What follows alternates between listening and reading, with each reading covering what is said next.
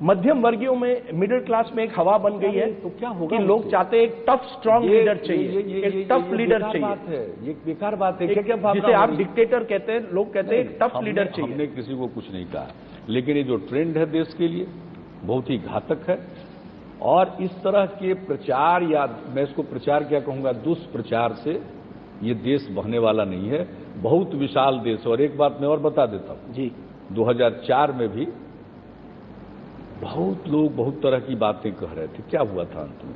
इसलिए आखिर में मैं आपको मुझे कोई चिंता नहीं है। मैं बिल्कुल ग्रास रूट का आदमी हूं, साधारण परिवेश से आया हूं, और मुझे इस मिट्टी के बारे में जानकारी है। जो समझ है उसको देख करके ऐसी हवाबाजी चलती नहीं। तो आप समझते हैं कि अगला चुनाव जो होगा वो भी इसी तरह से मिलीजुली सरकार का ही चुनाव बनाएगा? निश्चित रूप से गठबंधन का दौर है, गठबंधन की ही सरकार बनेगी। क्या स्वरूप लेगा आज ये स्थिति स्पष्ट नहीं। आखिर में मैं आपको पूछूंगा कि कहीं ना कहीं क्या आपको लगता है कि आपने जल्दबाजी की? क्या आपने हमेशा कहा था कि बीजेपी जिस दिन प्रधानमंत्री का एक कैंडिडेट चुनेगी उस दिन आप अपना निर्णय लेंगे? क्या आपने कहीं जल्दबाजी की? क्या आपको कोई रिग्रेट है आज, या आपको लगता है कि आप सही रास्ते पर चल रहे हैं? नहीं, हम लोगों ने ठीक समय पर किया। कोई रिग्रेट नहीं? समय पर सचेत हुए। अगर वो बातें जो दिखाई पड़ गई, दीवार पर की लिखावट तो हम लोगों ने पढ़ लिया, और जो डे बिफोर यस्टरडे, परसों जी, जो हमारा कॉन्फिडेंस मोशन था जी, उसमें जो हाउस में भारतीय जनता पार्टी के सदस्यों ने जो नारे लगाए वो हमारे एप्रीहेंशन को कंफर्म कर दिया। आपने इसलिए अगर हम देर करते तो खुद अपने को धोखा दिया। आपने इस और पूरे मुझे इसकी परवाह नहीं है कल क्या होगा। 1 घंटे के इंटरव्यू में आपने एक बार भी नरेंद्र मोदी का नाम नहीं लिया है। वही व्यक्ति जिसकी वजह से आपने 17 साल का अलायंस तोड़ा है। मैं क्या समझूं, क्यों कर रहे हैं? लोग कहेंगे कि नीतीश कुमार भी कहीं ना कहीं नरेंद्र मोदी का नाम क्यों नहीं लेना चाहते? क्या वजह है? इशूज, हमारे मुद्दे, ये नीतीश कुमार बनाम नरेंद्र मोदी नहीं है। हमने अपने मुद्दों को आपके सामने रख दिया, बाकी नतीजा निकालने के लिए आप स्वतंत्र हैं। आपने कहा कि आप तू मैं नहीं पढ़ना चाहते, लेकिन एक बात उनके नेताओं ने कही है जो मैंने भी उठाई थी और उसका जवाब आपने नहीं दिया। उन्होंने कहा कि नीतीश जी ने जॉर्ज फर्नांडिस के साथ किस तरह का व्यवहार किया।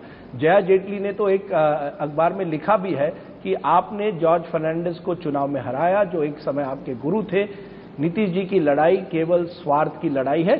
जॉर्ज साहब की हम लोग सब इज्जत करते रहे, और जिनका आपने नाम लिया जी, वो जॉर्ज साहब के पास बैठ करके क्या क्या करवा रही थी। ये जॉर्ज साहब के मन में हम लोगों के प्रति एक खराब धारणा। जॉर्ज साहब इतना मानते रहे, हम लोग इतनी इज्जत करते रहे। जॉर्ज साहब और हम लोगों के बीच में दूरी क्यों पैदा की गई? ये बात बनते बड़े भोले बनते हैं। जो बातें कहवाई गई, इसलिए उसको छोड़िए। आपने कभी उनको चाहता हूं, और जॉर्ज साहब आपने उनको चुनाव में हरवाया? जो हम हरवाएंगे, ये उनका आरोप था। 3 बार वो नालंदा से लड़े, ये उनका आरोप लोग था। साथ। अब आरोप है तो उसको तथ्य से भी तो मिलान कर लीजिएगा जी, तथ्य से भी तो मिलान कर लीजिएगा। और मुझको अब सफाई देनी पड़ेगी जॉर्ज साहब के कंटेक्स्ट में।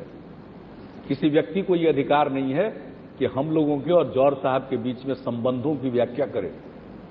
They should mind their own business. क्या किया जॉर्ज साहब के साथ उसको छोड़ दीजिए। लेकिन मैं आपको बता देता हूं, 2009 में जॉर्ज साहब को चढ़ा बढ़ाकर हम लोगों ने मना किया कि आपका स्वास्थ्य लोकसभा के चुनाव लड़ने लायक नहीं है। उनके साथ अन्याय किया, उनको 2009 में रिबेल बनाकर उनको लड़ा दिया। जॉर्ज साहब चुनाव नहीं जीत सके।